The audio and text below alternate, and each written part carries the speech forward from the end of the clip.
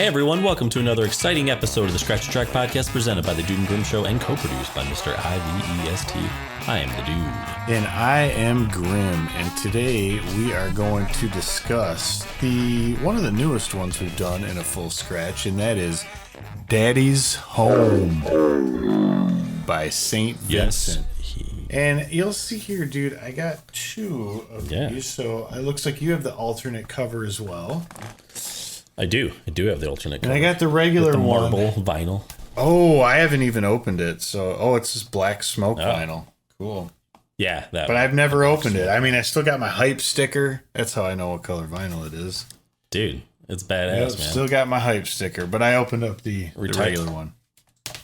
The regular one, yeah. No, it is cool that they came out with the alternate cover, different version, whatever. Oh, just setting up the demand later in time. Basically just making an investment in your future.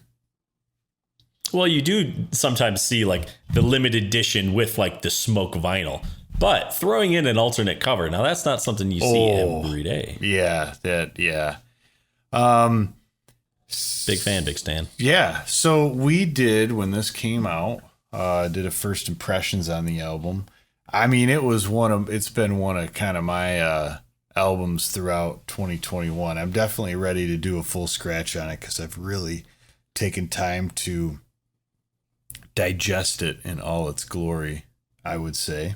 Yeah, because we started, we did a first impression of this album, and then we did a full scratch of what was the album that we did a full scratch over? Hers, self-titled. St. Vincent. Is it self-titled? Yeah. Okay, it was a self-titled. Okay. Yeah. And that was pretty cool. That was almost my first exposure to her and listening to her music. And when Daddy's Home came out, I had been listening to the self-titled album for a while, and I was just blown away. Like when I heard this, I was like, this is already the album of the year. Like I just thought it was. Yeah, and I absolutely agree with that. There was a lot of hype that came with it, and she really like changed her look too. And went to I mean, I would almost describe it as looking sort of like a 70s starlet in a way.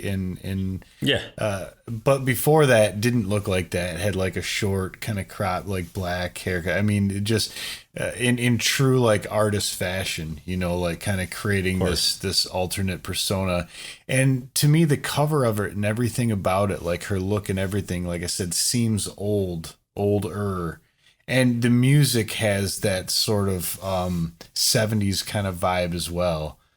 I know there was I heard a lot of talk of some of the albums that were kind of cited as influence for this. Like I believe Pretzel Logic by Steely Dan was one that I remember, which you could get. I mean, because one of the things that I would have to note is the keyboard playing in it, and specifically Jack Antonoff, the producer, his playing of the Wurlitzer electric piano is fantastic. And from a technical perspective, I have a Wurlitzer, and I mean, you really have to do an overhaul of the complete amplification system to get it just to sound so fucking good like it sounds on this. I've never heard one sound as good as and as like full as I ever have on this album.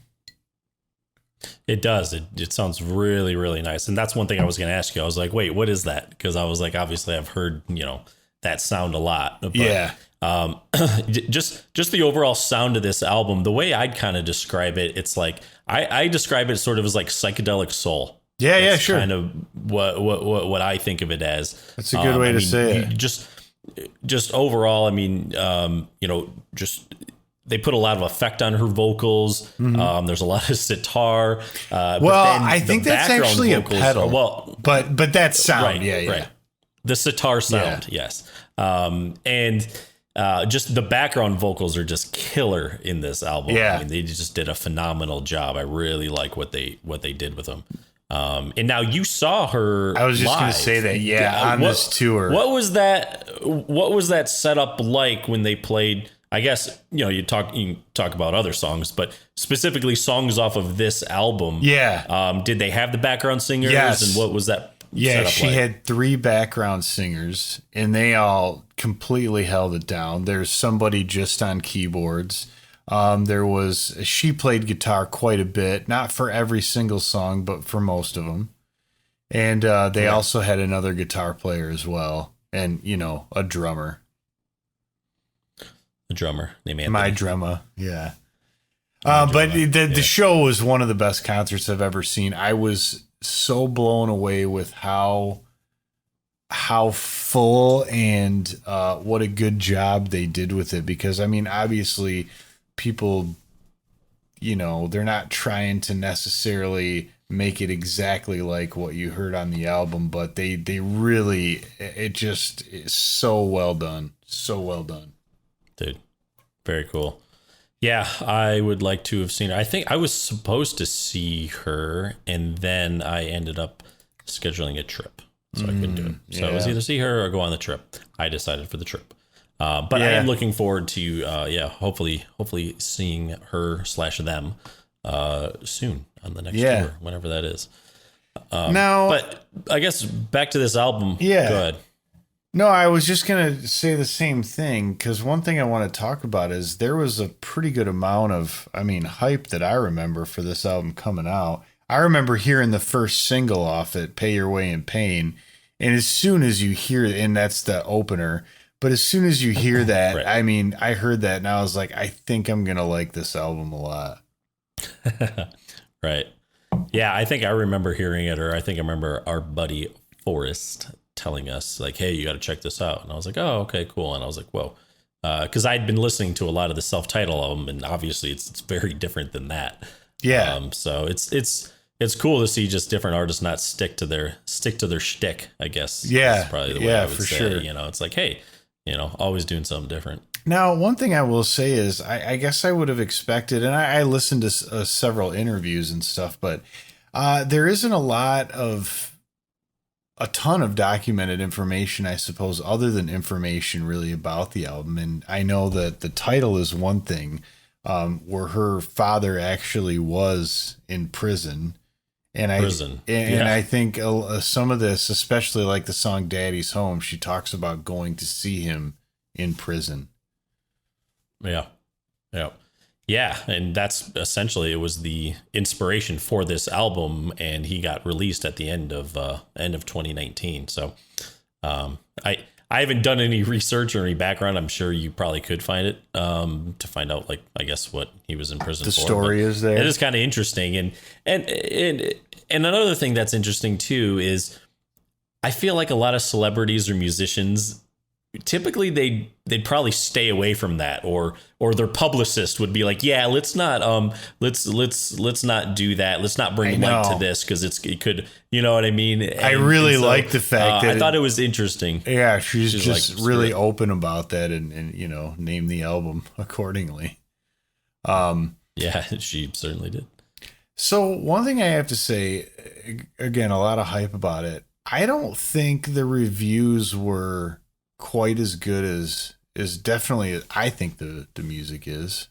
I'm looking at a couple year-end lists, and these 5 different magazines, Consequence, Rolling Stone, Slant, Spin, and The Guardian, all did the 50 best albums of 2021. Mm-hmm. Dude, Consequence and Rolling Stone ranked at 50. Wow. No, I'm sorry, dude. Gotta throw out a big fat. What the fuck is that shit? Because it just, dude. But see now, Slant ranked at number 2. I think that's probably more in the ballpark of where it belongs, in my opinion. Do you know what they ranked number 1? No, but probably something brilliant. I'm sure. Hopefully it was Parquet Courts, because that's the only other album that I would put over it. Oh, you mean the one who ranked this one too? Yeah, I would say those. Yeah, those are your 2 biggest contenders. But to rank it 50th, I'm just like, no. Sorry. Yeah. But yeah, like you were saying, there's not a ton of at least that I could find, a ton of information out there about the production and everything. So I don't know if we want to get into the tracks, but yeah, one thing I will say, it was recorded in 4 different studios. One of them being Electric Lady Studios in New York. Came into creation, via sort of Jimi Hendrix. Eddie Kramer had a lot to do with that. And then a couple places in Los Angeles, which that's kind of cool, I would imagine, just to kind of go around to different spaces. And but obviously, was there another one in Texas? I thought she did that was her self-titled one. Okay, all right, then that's what that was. What that was. I do like the fact that it was from a time perspective, it was made like almost as if she made it for the vinyl format. I mean, it slices real nicely down the middle. It has a couple of these little musical interludes in it, and it cuts up real nice for that format. Really nice. So, I didn't know a ton about Jack Antonoff. But I think he should get a real big nod as producer on this one, because I think the sound and the sound quality and the whole vibe of it really ties together amazingly well. And his work on it is obviously pretty awesome too. He played drums on most of the album, bass, piano, synth, mellotron, clavinet. I mean, the guy's obviously really talented. Yeah, I remember him when we did our first impressions of it. I remember looking up some information, and he had done a lot of work with just a lot of other musicians. I think here we got like some Taylor Swift, some Lana Del Rey, Lorde, the Chicks, Steel Train, yeah. So I mean, he's obviously done his fair share of and he's in some bands too that are, like fairly popular in their own right. Yeah. It's interesting. I don't know. That's pretty cool. I mean, it's kind of funny. He's worked with almost every major female artist. Popular, indie artist like you could think of pretty much in the past, I don't know, X amount of years. So he's got a clientele, that's for sure. Yeah, well, it's the work is certainly not suffering. I will say that. Definitely not. All right. So, shall we start off the tracks? Yeah. Pay Your Way in Pain, the debut single from the album. Yeah, one thing I really that caught me about this is I love the I don't want to say like subdued by any means, but the drums are right in the pocket, and the synth does a really nice job of kind of driving that beat. The synth bass is real nice on it. Yeah, I think it's funny how they kind of fake you out in the beginning, like it's with the piano, and then it just kind of turns on a dime and gets like real, just kind of like funky. Yeah, because I do remember hearing that initial intro, and I was thinking, this is not what I expected. And then it just kind of smacks you in the ear holes. Yeah. In a weird way, dude. For some reason, the song always reminds me of the song "Fame." Oh, I can see that. Just kind of the way she sings. Yeah. Well, you mentioned what did you call it? Like a retro soul. But it reminds psychedelic soul. When you said that, it reminded me of because the period when Bowie did Fame, I think he considered his plastic soul period, because he felt like he was a white dude doing this like funky kind of soul music, so it's called it plastic, which I thought was kind of fun. Right. Yeah. But this song really sets the tone right off. The way she sings it is kind of interesting. It's almost like she's kind of doing this, I would say ad lib, but it's almost like free flow. It's not a regular song that you just sing. I wouldn't call it rapping by any means, but it's like heading toward that. Yeah, for sure. For her style. Yeah. Then we move on to the second track, Down and Out Downtown. Dude, again, well, I love the groove that this song has, but I think this is where we first on the album get introduced to what I would call the sitar. Yes. But you think that's a pedal? Is that? Yes, is that, I do. So like, what is that? It's just a pedal through the guitar, and how did they do that when you saw them live? Is that kind of what they did? It was just via pedal, but there's actually there, and she may have had this. I don't know if it specifically calls it out. It's called the sitar guitar, yeah. But basically, I want to say like in the probably 60s, they came out with this like electric sitar, and it's like a guitar, but it has sympathetic strings, and just the way the strings ring kind of has that sitar sound. You would probably recognize it from a little track called Listen to What the Flower People Say. I think there's a really nice electric sitar solo. Listen to what the flower. So if you're a Spinal Tap fan, that may be a good foray into the electric sitar. But yeah, I know that there's pedals out there that do it too. Yeah. And I don't remember anyone pulling out that funky guitar when I saw her. Okay. But, you know. Okay.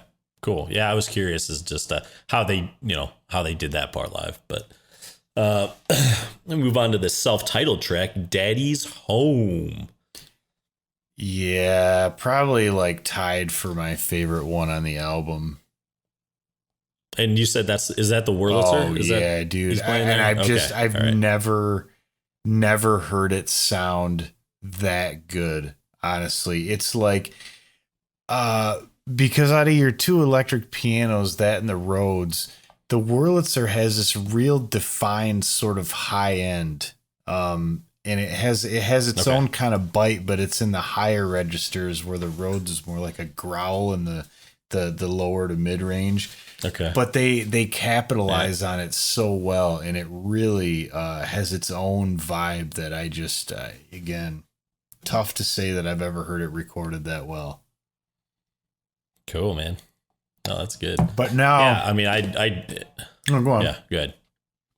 No, I was just gonna say, no, I dig this song, and I do love when they kind of all sing like "Daddy's Home." Daddy's home, yeah, or whatever. Yeah. It's just kind of, I don't know.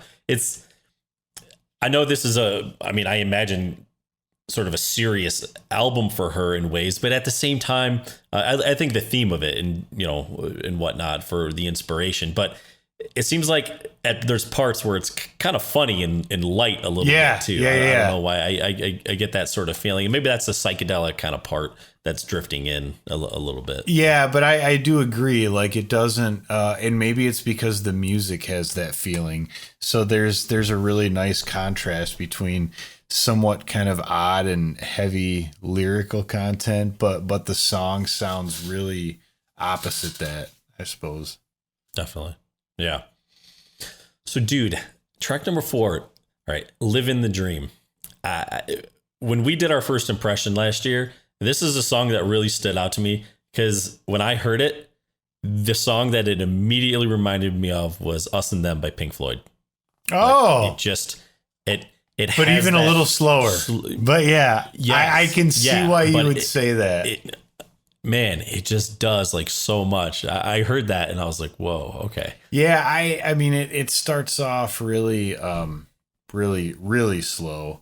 But one thing I heard is, and I don't remember who she cited, but she had heard this because the lyric, what is it? I can't live in the dream lives in me.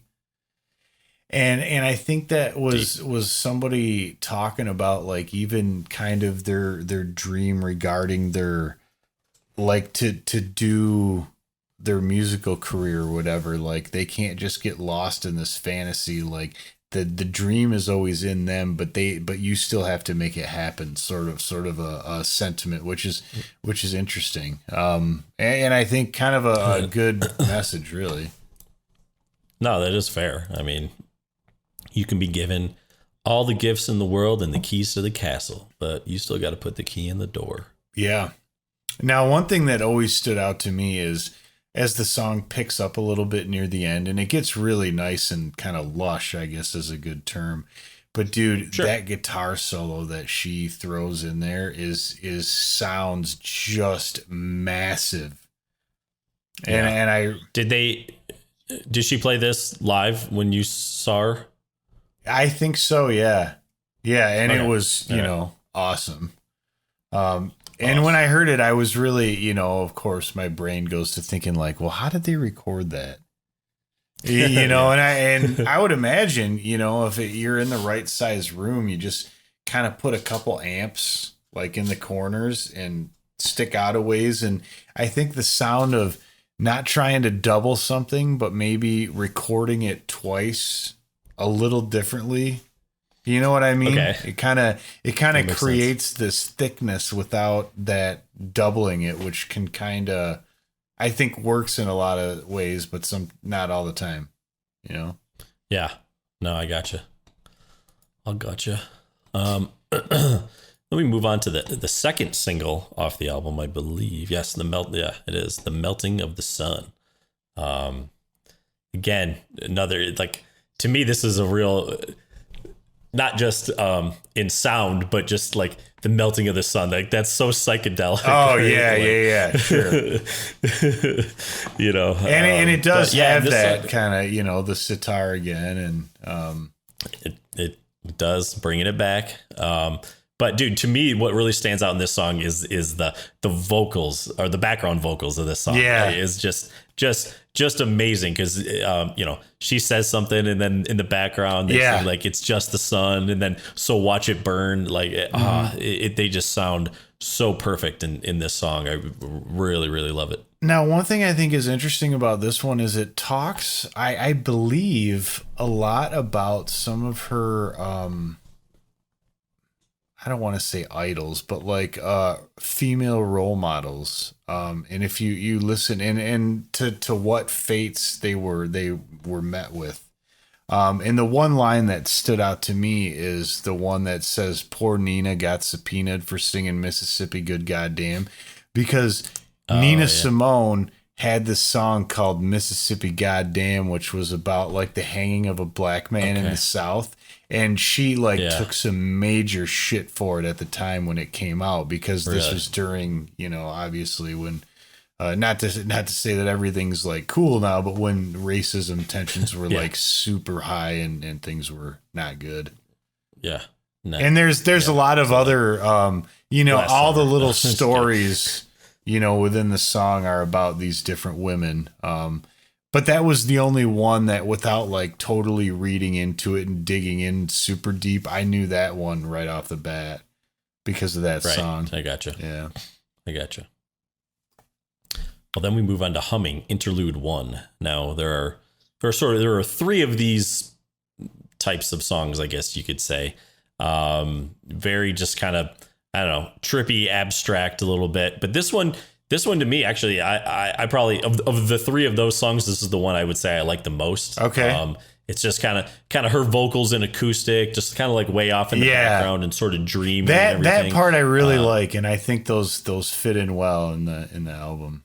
Yeah, and I'm curious as to these, like, I wonder if these are just like, other songs she was kind of fooling around with, and she just took little snippets, maybe, or just she just goofing around all together. You know what I mean? Yeah, like warming exactly. up for something, I know, I do too. Yeah, but it's a cool, either way, it's a cool use of them, and it would actually be awesome if they were something that became other songs down the line in like another album, and to hear that at that stage of infancy.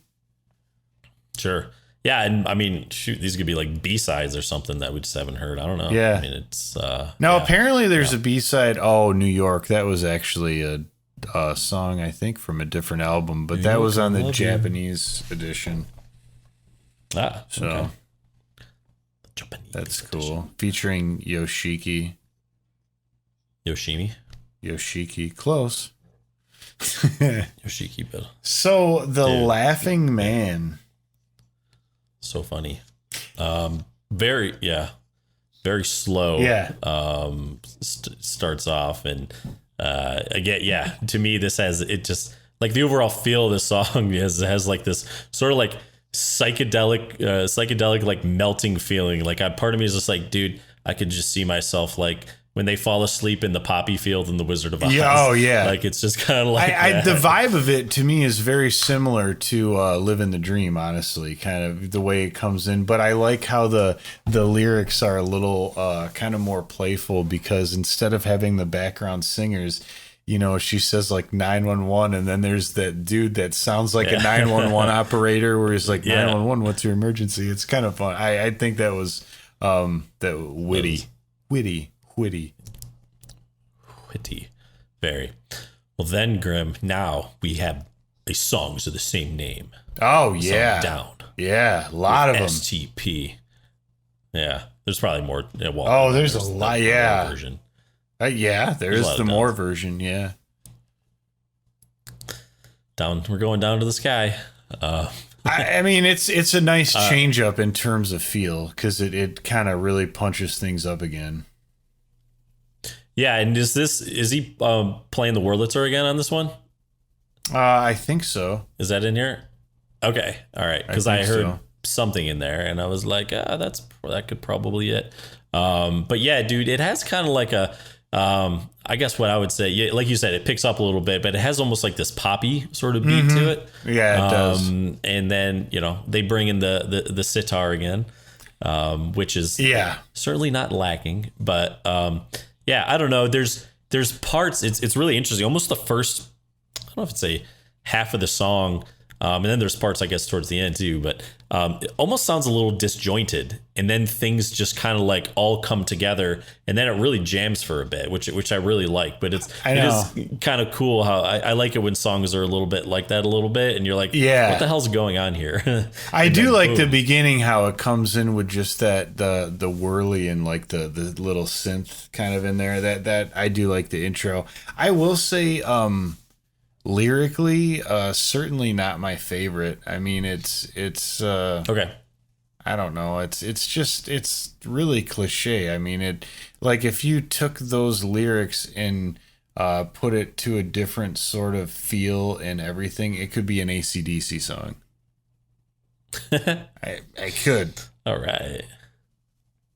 I mean, yeah, because, dude, what do they sing about? Basically, like fighting and drinking, and, you know, like, there isn't a lot of depth there.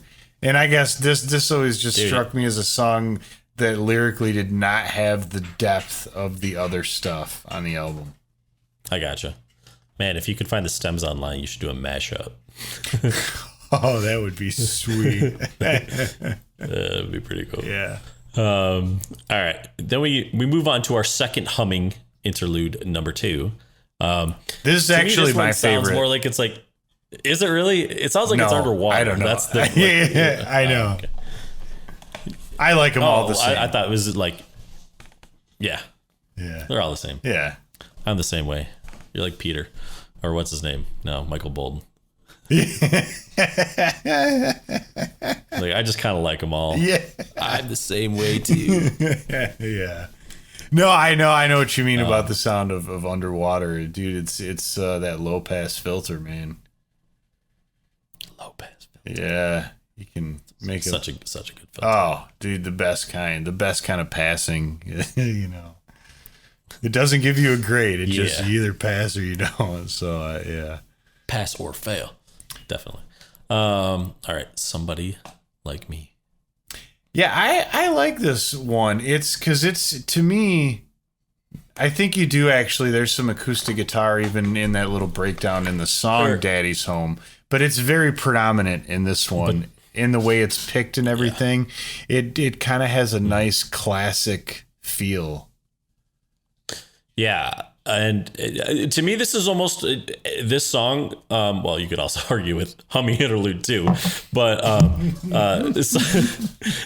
with Somebody Like Me, this is almost where the album, I think, takes for me a little bit of a left turn. Oh, okay. I feel like the remaining songs kind of get away from what I called I don't know, that psychedelic soul. Well, with the exception of Humming Interlude 3, yes. Yeah, of course, with the exception of that. I do know what you mean. There is quite a turn. Does it say what's on what side? It drifts. Oh, B. It starts with the Laughing Man. Interesting.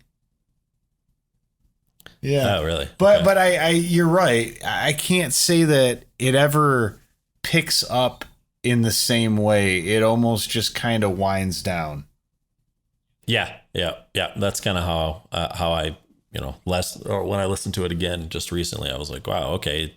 It almost felt like I wouldn't say a different album, but I know what you mean. A change. Well, and we'll get to that one, but the next one, My Baby Wants a Baby. My Baby Wants a Baby. Now, of course, I think it's known that that song is. Did you go on? What were you gonna say? Actually, I read that the inspiration for this song was the Ace of Base song, "All That She Wants." Did you know that? I'm just kidding. No, but that's really funny. That's really funny. All That She Wants. It's another baby. Yeah.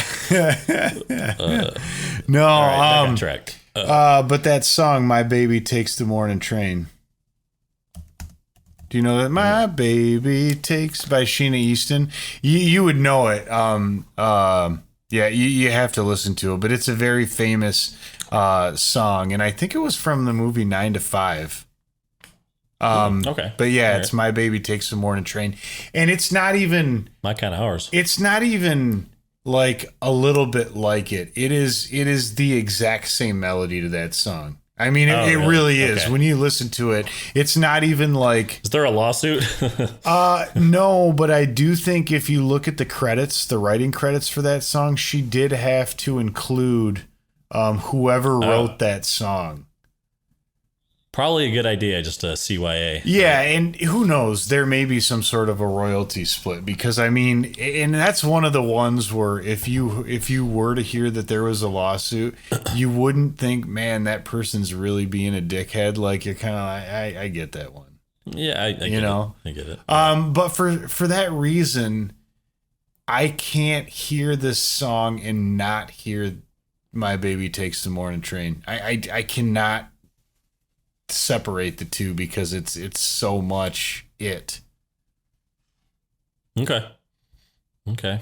You cannot not do it. No, right. I cannot do it. I cannot do it. Okay. All right. And I do Graham, think though. Oh, go ahead. I was just going to say. No, continue. I do find the lyrical content on this one kind of weird. It's basically like, I'm not ready to grow up. I can relate.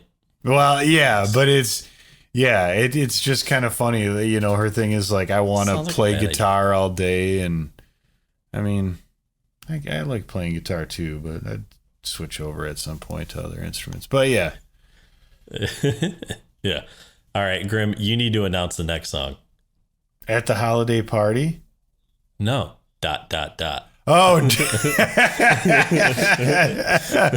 Well, do you say the ... or you just say this? Yeah, you would. Well, no, I would just, just like at the end. No, either that or it's just like a pause. You just say the next song is "At the Holiday Party." Holiday party. Which the holiday party. I think this is an interesting song because when I hear it, to me, it's almost like that time where if you were having a party where it's like kind of winding down and people are just like getting their shit before they leave. Yeah, I can definitely see that. Because you know the saying, dude, the last one at the party never has their shit together. From Arbuckle Swan Song. Yeah. Arbuckle Swan Song. Yeah, dude. Yeah. That is such a good Arbuckle Swan one of my song. favorite songs ever because that line is so good, dude. Dude, and that's on like the EP, right? Yeah, the Ambulance Limited EP. Yeah. Oh, dang. Man. So true, though. Do that scene. Dude, the last one at the party never does have their shit together, man. I mean, it's... Well, an Arbuckle Swan song plays on the flight. All the way from LA to Hong Kong. All the way to Hong Kong. Yeah. All right. Moving on. Candy Darling. I think this was another famous, I think she was an actress. I think I don't claim to be a Candy Darling historian, but I do believe she was a famous actress. Interesting. And I'm gonna look. Well, an American act. Boy, it almost looked like she kind of borrowed the look. Look. Yeah, from her a little bit. That would make sense then. She was a Warhol superstar, dude. Okay. Well, this song does have like just kind of like an older feeling to it. Yeah. You know, and the way she sings it and everything, again, very different than a lot of the other songs I think preceding it. Oh, absolutely. But, you know, her vocals in it they're very upfront and they're just so full. Yes. You know, and pretty, I mean, I think there's probably some reverb and stuff on it, but they're also very little space. Too. Yeah, you're right though. Very clean. And there are times I think throughout the album where they have a lot of effects on them, but yeah, just that I don't want to say dryness because like you said, there's a little space, but yeah, just the absence of any sort of processing is nice and classic. And then you just, you're like, although the album took a turn, what can I do to tie the room together, as the dude would say? Let's recenter. Right? Yeah. So you just decide to make humming Interlude 3. Humming. And yeah. And again, it's very like underwater, dreamy, it's So yeah. We're about ready to scratch here, Graham. I don't know. You want to tee it up or? Yeah, sure. I'll tee it up. Okay. All right. Well, first and foremost, what's your favorite song on Interlude 2? Yeah, Humming Interlude 2. Humming Interlude 2. Damn it, you got it. I think at first I would have said Pay Your Way in Pain, but there's something about Daddy's Home that still has that kind of funky vibe that I really, really like. But the song is just crafted and put together so perfectly with the breaks and the vocals that you talked about. Daddy's Home, Daddy's Home, Daddy. Like everything about it is so awesome. Yeah. Like, I'm like, man, you cannot listen to that song without having a smile on your face. Like it's just a hot track, and that is my favorite. Yeah. What about you? Okay. Yeah, for me, for similar reasons, but I'm going to go with The Melting of the Sun. Because nice choice. I love the background vocals on it with "It's Just the Sun." Yeah, right? It's so good, man. I do really like the subtle clavinet playing in that song too, and the clavinet's clean. There's no wah pedal, which normally is associated with that sound. I like that. Okay. Anyways, I like it. Yeah, I like it a lot. So scratch time. Who you scratching, Graham? Well, if I was going to use an implement to scratch this one, I would go with a straight razor blade, because based on the way the cover looks, it looks like in this apartment or wherever she's at, there's probably a straight razor blade sitting on top of a mirror that people were cutting up a lot of lines of coke with, because that's just the vibe I get in looking at the cover and the feel of everything. So I'm going to use a straight razor on this one. And dude, without question, I knew from the first time I heard it, I'm scratching My Baby Wants a Baby, because I can't take the song out of it. My Baby Takes the Morning Train. I gotcha. Okay. Yeah. All right. I can see that. That was actually, if we were we're not going to go into overtime. Oh, but if we were going to go into overtime, that was going to be my overtime scratch. Okay. Yeah.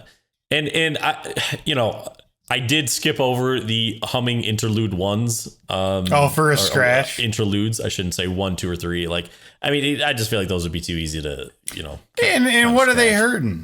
They're nice little interludes. Yeah, but they ain't hurting, but they ain't helping either. Like, I don't need an interlude. Whoa. I'm good. At least you know, Whoa. to be honest, I could do without 2 and 3. The first one, I'm like, oh, okay, cool. But I could do without 2 No, and you 3. did mention that one is your favorite. Yeah, I know. But the one I am actually going to scratch is the track before yours, and that's Somebody Like Me. Oh, okay. And that's, to me, that's where I really feel like the album kind of turns a little bit. And, you know, I like, you know, I would call it the last third of the album. Like it's fine. But, you know, I would scratch both of those songs. And to be honest, I think actually ending on Candy Darling would be great. Oh, wow. And not even needing the third humming. But, you know, I just... What if Interlude 3 whole... was between The Holiday Party and Candy Darling? Fine. Okay. I think I just needed an album of humming interludes. Yeah. That's probably what I need. Well, I heard there's an expanded edition in the works with a second vinyl that's all humming interlude options. Sweet, man. Dude, No, I can't wait for that. Yeah, it's coming out on marbled, crystallized purple vinyl. I don't know. Now, this is an exercise that I would like to do, and I don't know when we would ever revisit this on the show. But I want you to force yourself to listen to the song My Baby Takes the Morning Train a minimum of 10 times in a row, to the point where it will undoubtedly get stuck in your head, because it's just a great pop song. And once that is firmly stuck in your head, try to go back and listen to My Baby Wants a Baby and tell me if you can do it. Probably can't like unhear it. All right. Yeah, it's never the same. It's like, yeah, once you look at the picture of the weightlifter on the internet, dude, you can't unsee that. No, you can't. That's gotta be embarrassing. All right. Well, I think that about wraps it up here, Grim. It is. And, you know, one quick thing before we sign off, we really should have told everyone to go ahead and like, subscribe, and comment below. We kind of forgot that. So if you haven't already and you made it this far, maybe you already did. But if you didn't, do. All 12 of you, if you haven't done it yet, then please do. So, all right, Grim. I think Daddy is finally home. Yeah. It's time to go. The Scratch Track is produced by the Dude and Grim. Additional music provided by More. That's ... MORE. And the Tims, TIMNZ. Copyright 2020. The Dude and Grim Show.